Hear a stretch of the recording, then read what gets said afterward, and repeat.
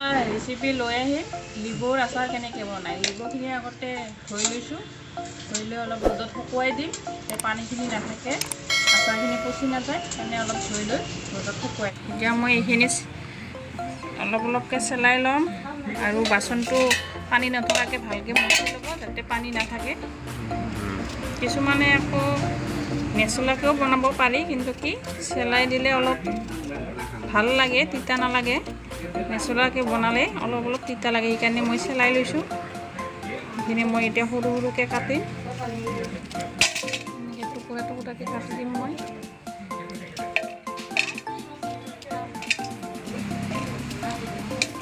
গুটিবিলাক পেলাই ল'ব। মোৰ লিবু কাটা হৈ গ'ল, সৰু সৰুকৈ ধুনীয়াকৈ কাটিছোঁ।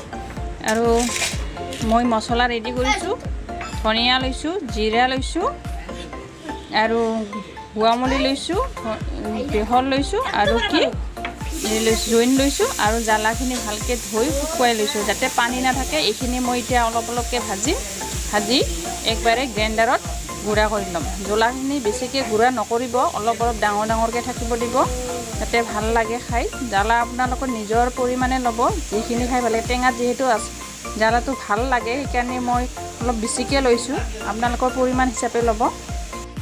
জ্বালাখিনি এনেকৈ বুটি লৈছোঁ। এতিয়া মই ইয়াতে দি ল'ম নিমখ অলপ বেছিকৈ দিব। নিমখ বেছিকৈ দিলে টেঙা ভাল হয়।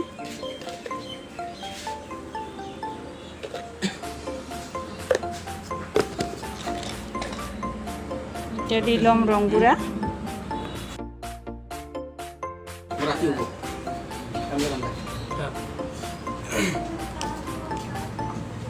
এতিয়া দি ল'ম ইয়াতে জলকীয়া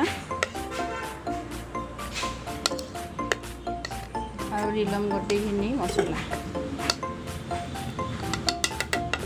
এতিয়া মই ইয়াতে মিঠাতেল ঢালি দিম।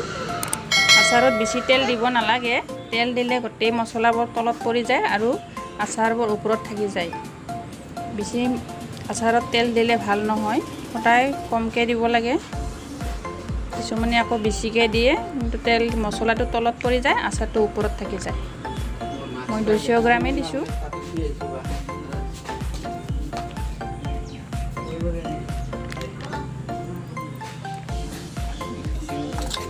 বেছি আচাৰ হ'লে তেলটো বেছিকৈ লাগিব, মই এইটো বেছি নহয়, মই 200 গ্ৰামেই দিছোঁ।